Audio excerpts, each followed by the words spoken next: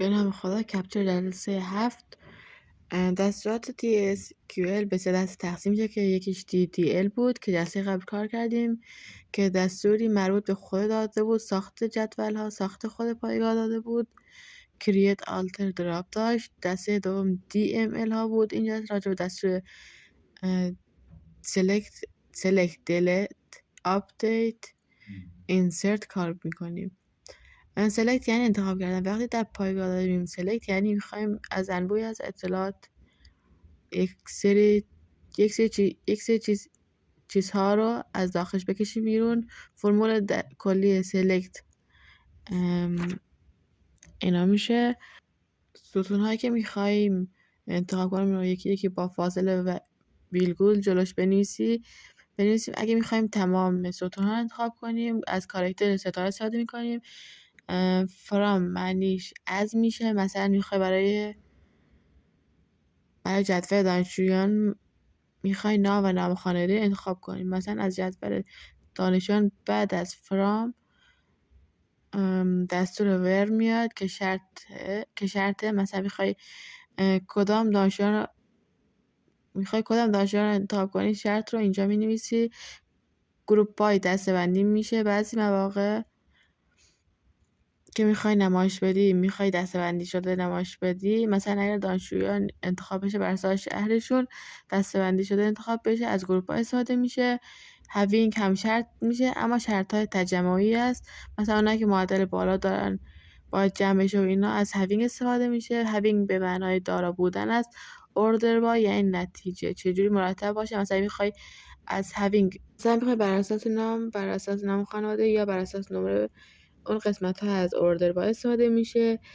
نکته، ما بعد از سلکت میتونیم اسم ستون ها رو بنویسیم، میتونیم ستاره بذاریم یعنی همه ستون ها، میتونیم از توابع استفاده کنیم.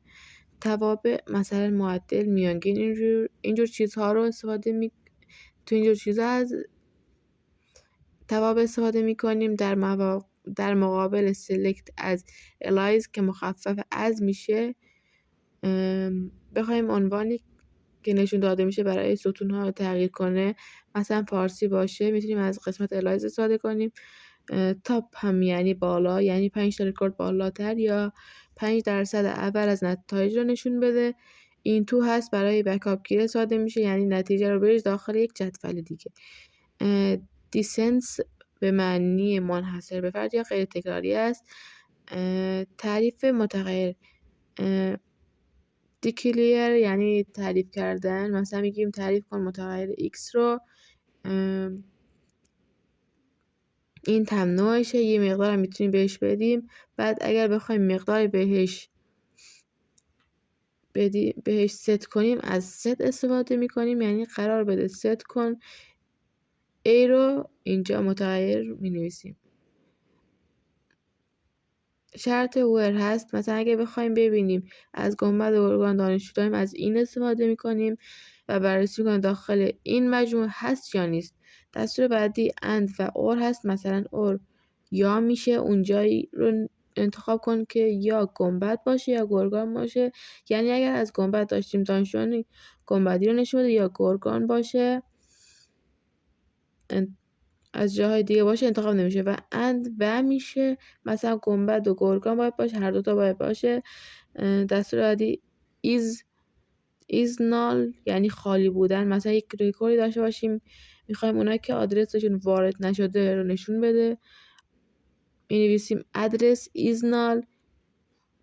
بیت و between یعنی بین. لایک هم شامل فلان مقدار بودنه. لایک شبیه بودنه. اونایی که مثلا اول شبیه هم رو انتخاب کن.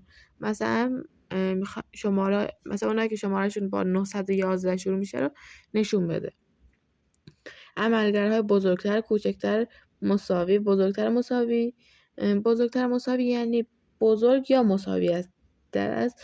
کوچکتر مساوی هم همون جوره. مخالف یعنی برعکس مساوی است. علامت کوچکتر نبودن و علامت بزرگتر نبودن.